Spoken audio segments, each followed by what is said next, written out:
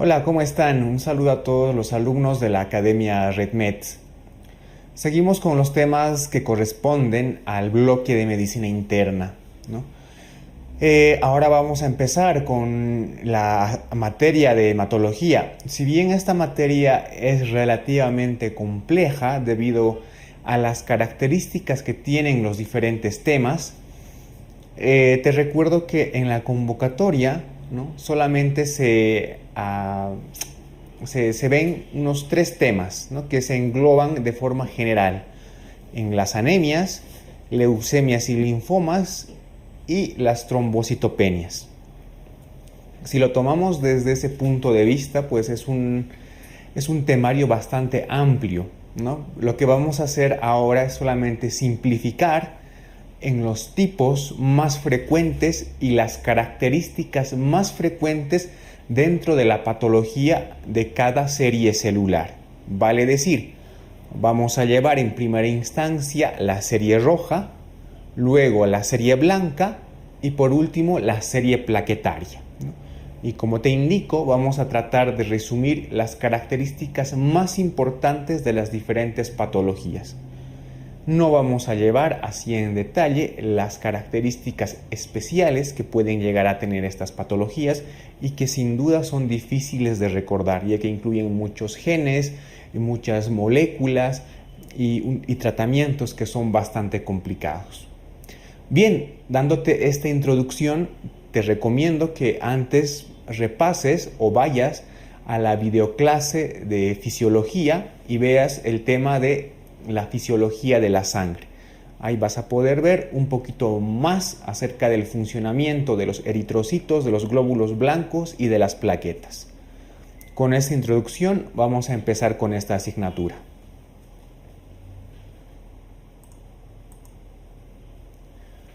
La primera parte se va a tratar solamente de la serie roja, es decir, vamos a hablar específicamente de las patologías que conllevan los eritrocitos, principalmente las anemias.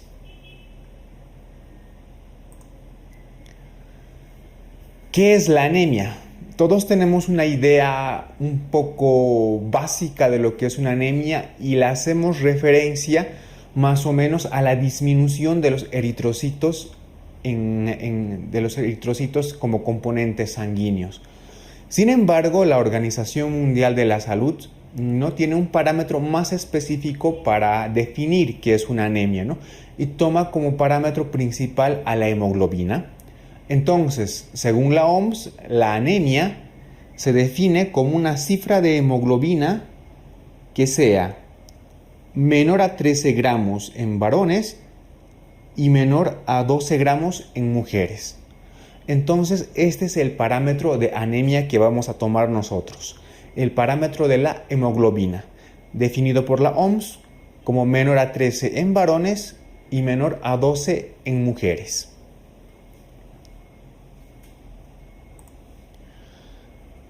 ¿Qué es lo que tenemos que evaluar ante una sospecha de anemia?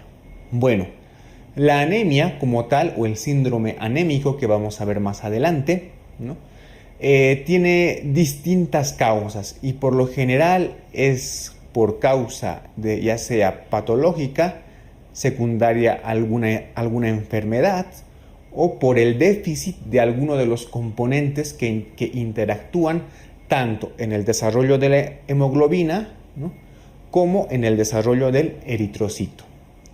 Entonces, en una primera instancia vamos a hacer una evaluación clínica, es decir, vamos a ver la historia clínica del paciente y vamos a hacer una exploración física.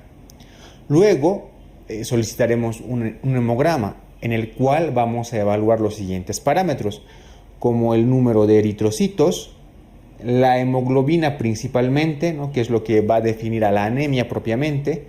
También vamos a ver el hematocrito, los índices corpusculares como la hemoglobina corpuscular media, la concentración de hemoglobina corpuscular media, el volumen corpuscular medio, ¿no?, que son importantes para definir los tipos de anemias, ¿no?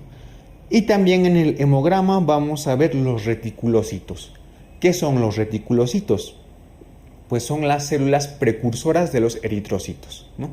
Entonces son células anteriores a los eritrocitos. Como vamos a ver más adelante, la causa principal de anemia generalmente es la ferropenia. Entonces, en todo paciente que tengamos sospecha de anemia, vamos a hacer un estudio completo del metabolismo férrico. Y en algunas ocasiones vamos a necesitar un frotis de las células sanguíneas, ya que determinadas anemias tienen distintas características celulares que el frotis nos va a ayudar a diagnosticar y a evidenciar. Bien, aquí en la diapositiva te muestro pues una imagen con un cuadro en el cual están los valores más próximos a la normalidad que tiene un hemograma, ¿no? Ya te digo que hay diferencia entre laboratorios, pero básicamente estos son los valores de referencia que se manejan en general. Tenemos los valores de la serie roja, como los eritrocitos, ¿no? En varones de 4.5 a 5 millones, en mujeres más o menos de 4 a 4.5 millones por milímetro cúbico. Sin duda el parámetro que tenemos que tomar en cuenta en primera instancia es la hemoglobina. En varones es normal de 13 a 18 gramos decilitro. En mujeres es normal de 12 a 16 gramos por decilitro, ¿no? Tenemos que ver la concentración de reticulocitos, que normalmente está entre el 1 a 2%. El hematocrito, que evidentemente varía en varones y mujeres, pero que en una media está entre 40 al 50%. Eso es lo normal. Y te había indicado que tenemos que ver los índices corpusculares, como el volumen corpuscular medio, que generalmente la normalidad está entre 80 a 100 femtolitros. La hemoglobina corpuscular media, que su concentración normal está más o menos entre 28 a 32 picogramos. La concentración de hemoglobina corpuscular media, que su concentración normal está más o menos entre 32 a 36 gramos, ¿no? Y la AD, que es un índice que se denomina porque demuestra la amplitud eritrocitaria, está más o menos entre 11.5 a 14.5. Si tienes que memorizarte algo de este cuadro, yo te sugeriría que te memorices las concentraciones normales de la hemoglobina. Bien, entonces las anemias ya hemos visto que es una concentración baja de hemoglobina, ya sea de acuerdo a la concentración normal en varones o mujeres, pero es un descenso de la hemoglobina, ¿no? Más de lo normal. Pero esto no basta para clasificar una anemia. Para clasificar a una anemia tenemos que ver unos distintos índices, y el que más vamos a utilizar es el volumen corpuscular medio, o sea, la BCM, ¿no? Hemos visto en el cuadro anterior que el volumen corpuscular medio está más o menos entre 80 a 100 femtolitros, ¿no? Ese es el valor normal más o menos. Entonces, de acuerdo a si este valor disminuye o aumenta, vamos a clasificar las anemias en microcíticas si el volumen corpuscular medio disminuye, en anemias normocíticas si el volumen corpuscular medio está dentro de los parámetros normales, o anemias macrocíticas si el volumen corpuscular medio está elevado.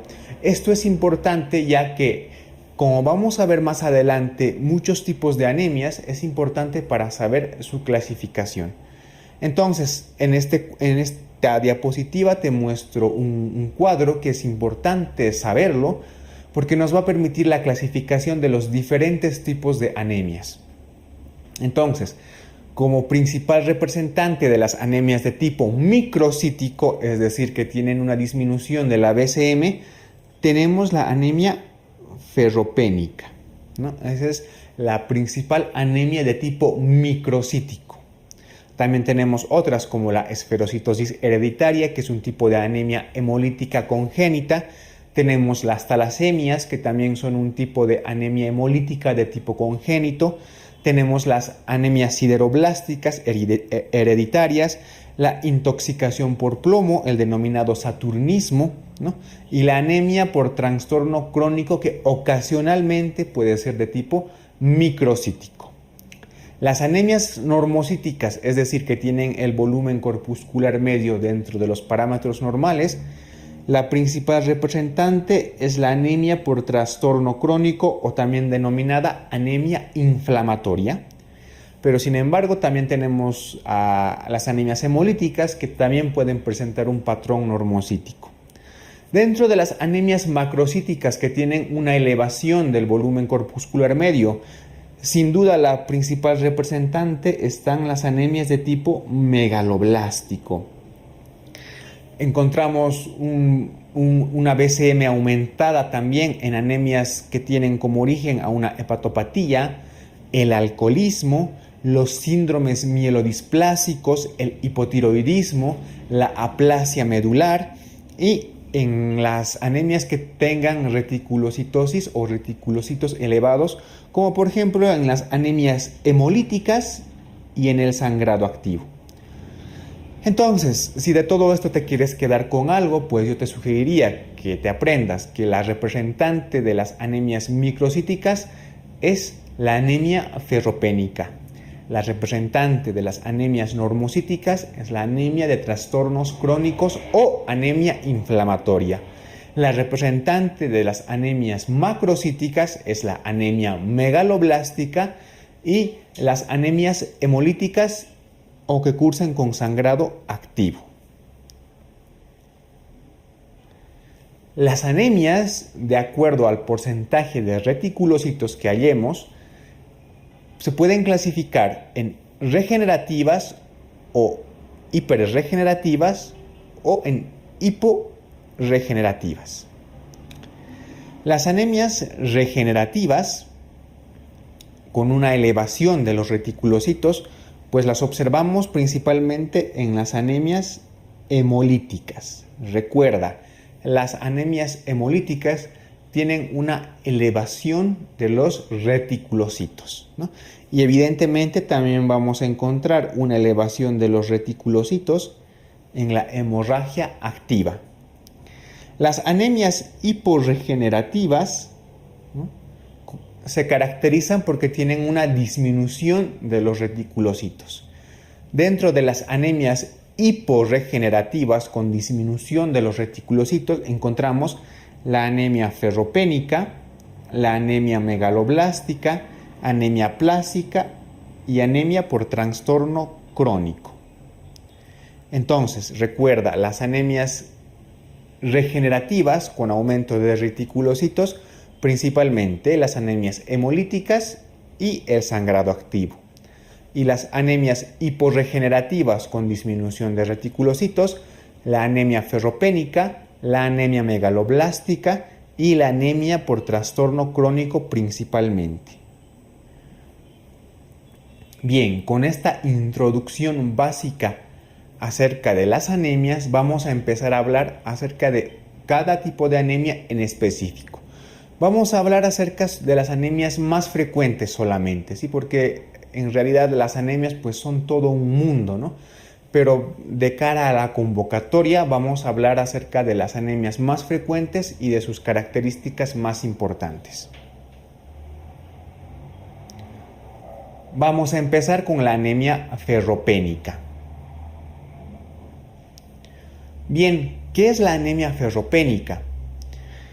La anemia ferropénica prácticamente es la más frecuente de todas las anemias, ¿no? También se llama anemia ferropriva porque hay una disminución de los niveles de hierro.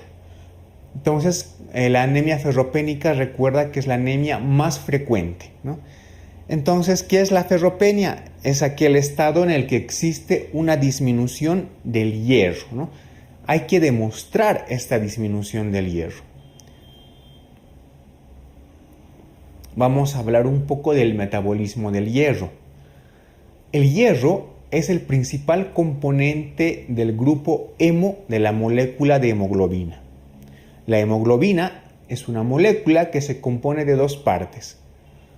Una parte o hemo, ¿no?, donde está acoplado el hierro, y una parte proteica que son las cadenas de globina. Por eso se denomina hemoglobina, ¿no? Entonces el hierro forma parte de la parte hem de esta molécula de hemoglobina. Entonces, dentro del metabolismo del hierro tenemos que decir que el hierro principalmente se encuentra en las carnes rojas, ¿no? En las carnes rojas, en el hígado y en menor proporción en algunos vegetales de hoja verde, como las espinacas, por ejemplo, ¿no? Pero principalmente se encuentra en los alimentos de origen animal, sobre todo las carnes rojas. En nuestro organismo hay un equilibrio tanto en las pérdidas como en la administración normalmente de hierro.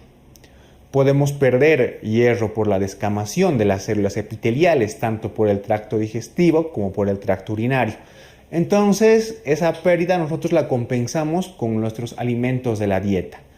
Normalmente cada persona consume cierta cantidad de carne o de vegetales de hoja verde que sustituyen a las pérdidas.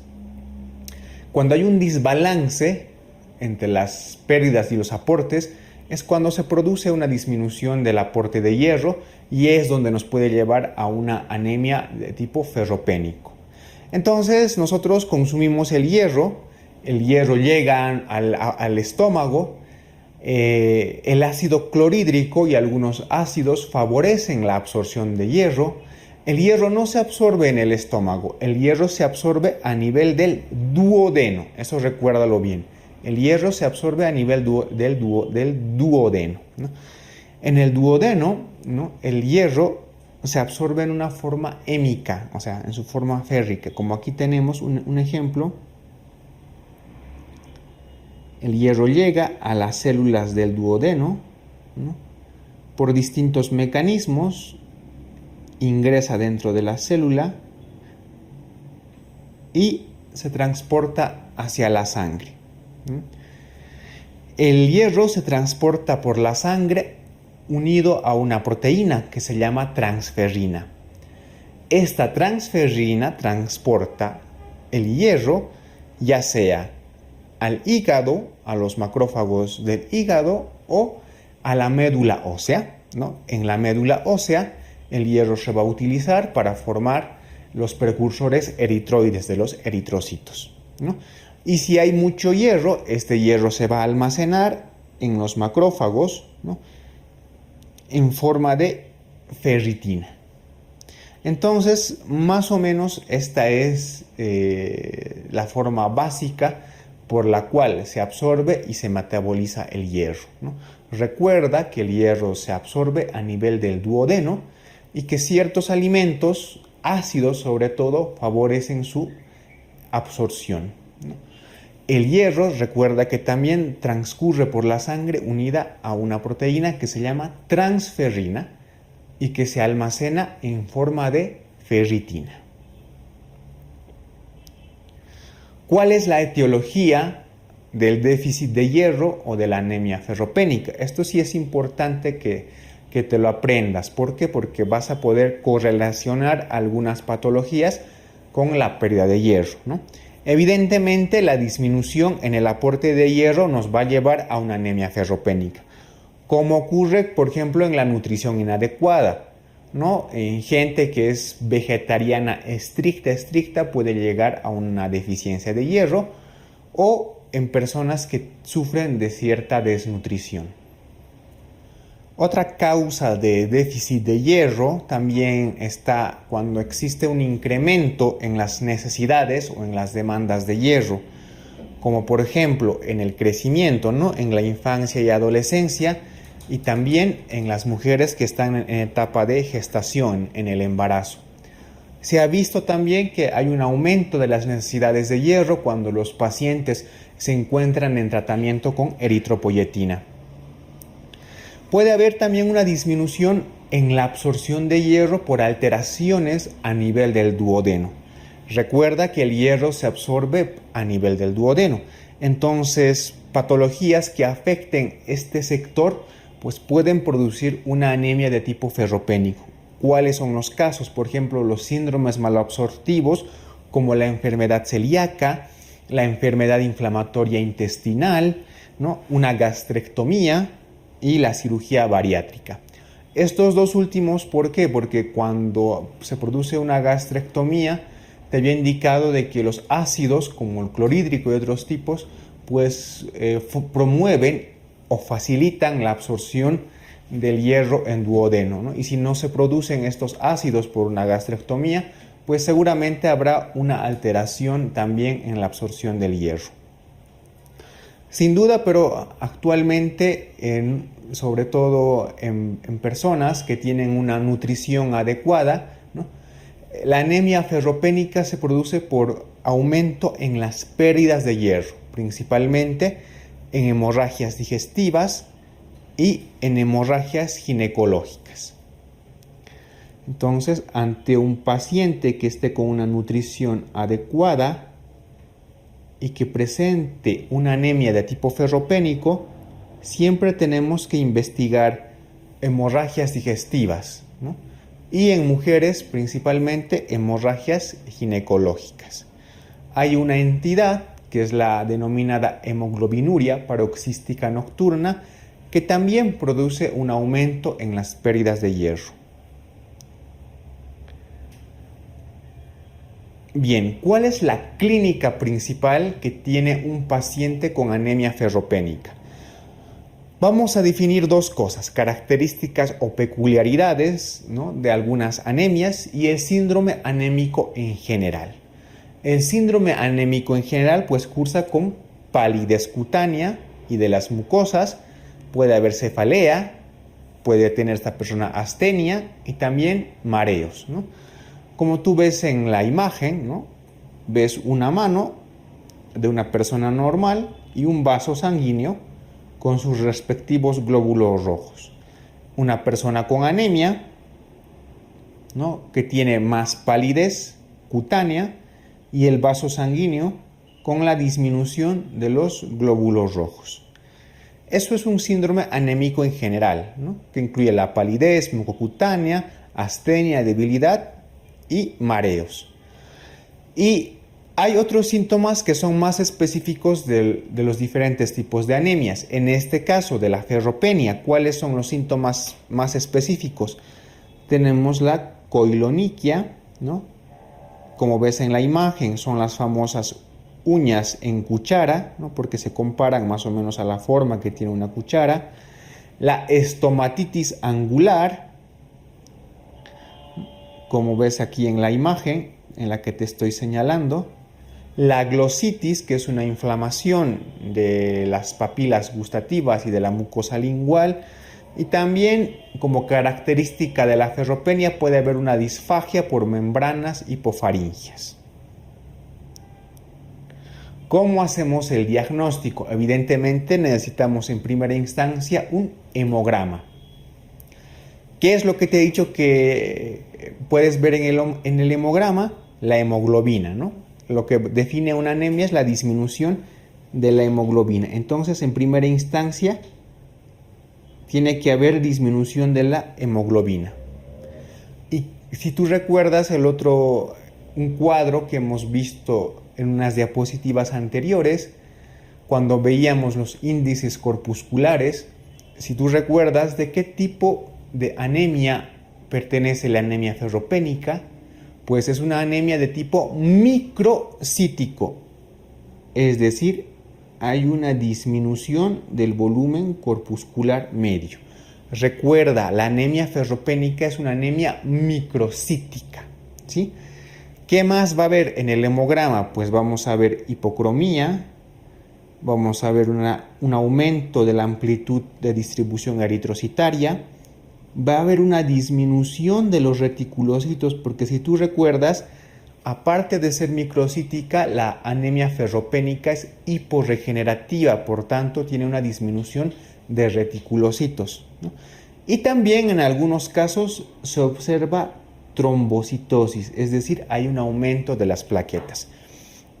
Entonces, en el hemograma principalmente vamos a ver disminución de la hemoglobina, lo que define una anemia, disminución del volumen corpuscular medio, porque es una anemia microcítica, Va a haber una disminución de los reticulocitos porque es una anemia hiporregenerativa, ¿no? Va a haber una trombocitosis, va a haber un aumento de las plaquetas. Pero te he dicho de que como definición la anemia ferropénica es una disminución del hierro demostrado bioquímicamente, es decir, al margen del hemograma, para diagnosticar una anemia ferropénica necesitamos datos bioquímicos de laboratorio. ¿Y qué vamos a pedir? Principalmente vamos a pedir la ferritina. Y la ferritina en una anemia ferropénica tiene que estar disminuida, ¿sí? La ferritina es el mejor parámetro para valorar la ferropenia. Recuerda, si tienes que elegir un dato de laboratorio, evidentemente el principal es la ferritina. La disminución de la ferritina es el mejor parámetro para valorar la ferropenia. ¿Qué otros datos vamos a ver dentro del estudio laboratorial del hierro? Vamos a observar una sideremia baja, esto quiere decir una concentración del hierro en la sangre va a estar disminuida. La transferrina, que es esa proteína que transporta el hierro, va a estar aumentada. El índice de saturación de la transferrina estará disminuido y la protoporfirina estará aumentada. Quiero que te quedes con lo siguiente. En el hemograma, disminución de la hemoglobina y disminución del volumen corpuscular medio. Y en los datos de laboratorio, disminución de la ferritina principalmente. Todo esto nos da el diagnóstico de una anemia ferropénica. ¿Cuál es el tratamiento? Evidentemente, si hay un déficit de hierro, pues hay que administrar el famoso sulfato ferroso, ¿sí? Las dosis pueden variar, normalmente se recomienda 100 a 200 miligramos día, hasta la normalización de los depósitos de la ferritina, ¿no? Que más o menos estos depósitos de ferritina se van a normalizar entre los 3 a 6 meses, entonces el tratamiento tiene que durar más o menos ese tiempo, ¿no? Normalmente se recomienda que se administre sulfato ferroso en ayunas porque se ha demostrado que los alimentos interfieren con su absorción. Y en algunos casos también se ha demostrado que es útil tomar sulfato ferroso con zumo de naranja porque te he indicado que los ácidos aumentan la absorción del hierro. Hemos visto la anemia ferropénica, ahora vamos a ver otro tipo de anemia que también es importante, la anemia inflamatoria o de trastorno crónico. Bien, la anemia inflamatoria o por trastorno crónico es el segundo tipo más frecuente de las anemias. El primero para recordar es la anemia ferropénica. Y el segundo tipo más frecuente de anemia es la anemia de trastorno crónico o inflamatorio, ¿no? ¿Cuál es la definición de esta anemia de trastorno inflamatorio? Pues se caracteriza por un suministro deficiente de hierro a la médula ósea a pesar de que hay un déficit de hierro normal o aumentado. ¿Qué quiere decir esto? Muy poco hierro le llega a mi médula ósea, aunque haya un depósito de hierro normal o aumentado. ¿Esto por qué ocurre? Porque básicamente hay un bloqueo metabólico del hierro. Entonces, para definir una anemia inflamatoria o trastorno crónico, quiero que te quedes con lo siguiente. Hay suficiente hierro de depósito en nuestro organismo, pero ese hierro no le llega a mi médula ósea. ¿Por cuál mecanismo?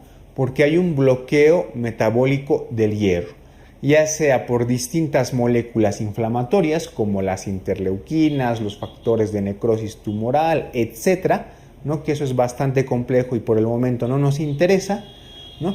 Por ese mecanismo el hierro no llega a la médula ósea y como no llega a la médula ósea hay una disminución de la eritropoiesis y esto nos va a llevar a una anemia.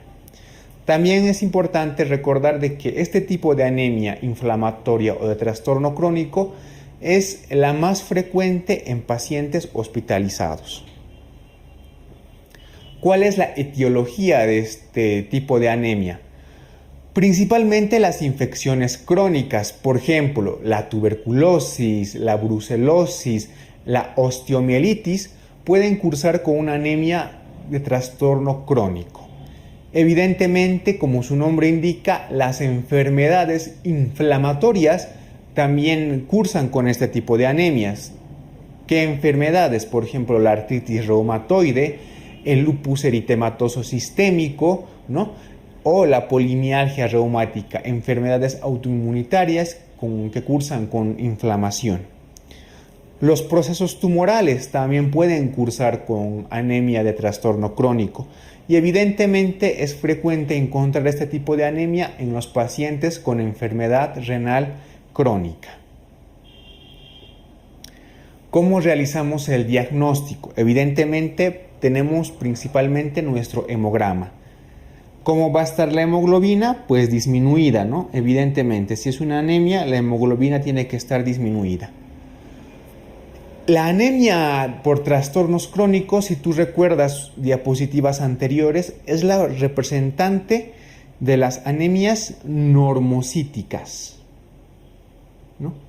Entonces, por lo general, nuestro volumen corpuscular medio es normal, aunque en muy pocos casos también puede estar disminuido. Pero sin duda, lo más característico es ver una anemia de tipo normocítico, con un volumen corpuscular medio normal. ¿Cuál es la diferencia con la anemia ferropénica? Ahora lo vamos a ver.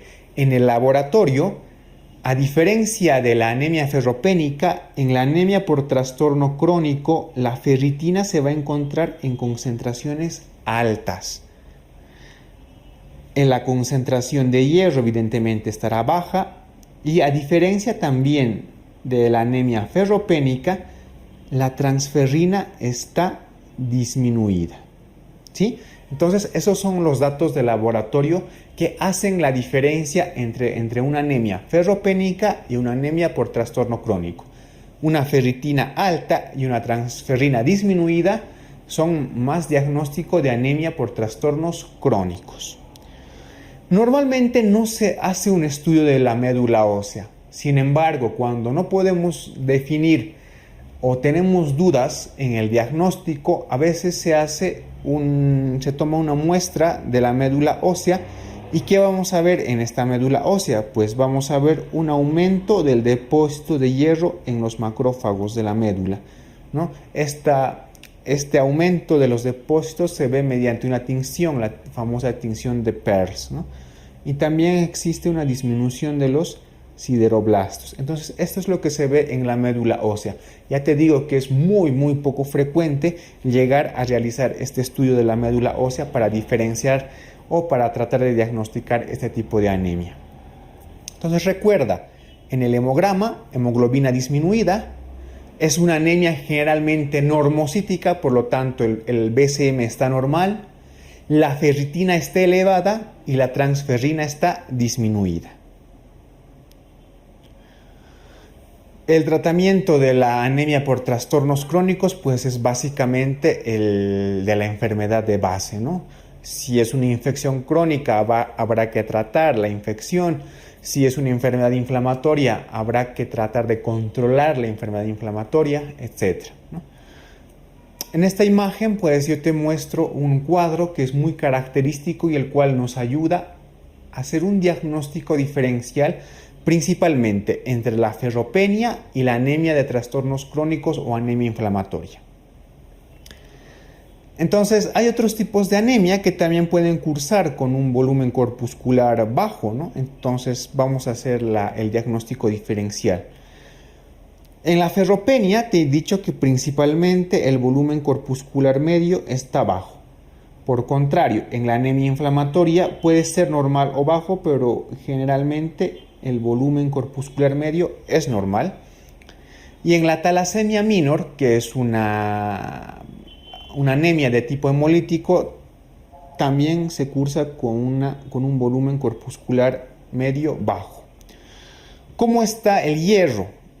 El hierro sérico o la sideremia, como quieras llamarlo, en la ferropénica es bajo y en la anemia inflamatoria también es bajo. Pero aquí es donde vamos a hacer la diferencia. La ferritina en la ferropenia está baja, su concentración es baja. Y en la anemia inflamatoria su concentración es alta. Aquí se puede hacer el diagnóstico diferencial. La transferrina en la anemia ferropénica está alta y en la anemia por trastornos crónicos está baja.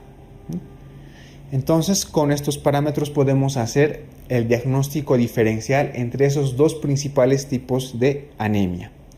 Como vemos a la talasemia minor, si bien el volumen corpuscular medio es bajo, todos los otros parámetros del laboratorio del hierro tienen que ser normales, ¿no? Como tú ves, la sideremia es normal, la ferritina es normal, la transferrina es normal, etc. Entonces, el diagnóstico diferencial principal entre la ferropenia y la anemia de trastornos crónicos o anemia inflamatoria. Muy bien, hemos acabado con una parte de las anemias microcíticas. Ahora vamos a ver las anemias que cursan con un volumen corpuscular medio elevado, ¿no? Vamos a empezar con las anemias megaloblásticas. Como concepto de anemia megaloblástica vamos a decir que es un grupo, ¿no?, de anemias que se caracterizan por una alteración en la síntesis de ADN de los eritroblastos, ¿no?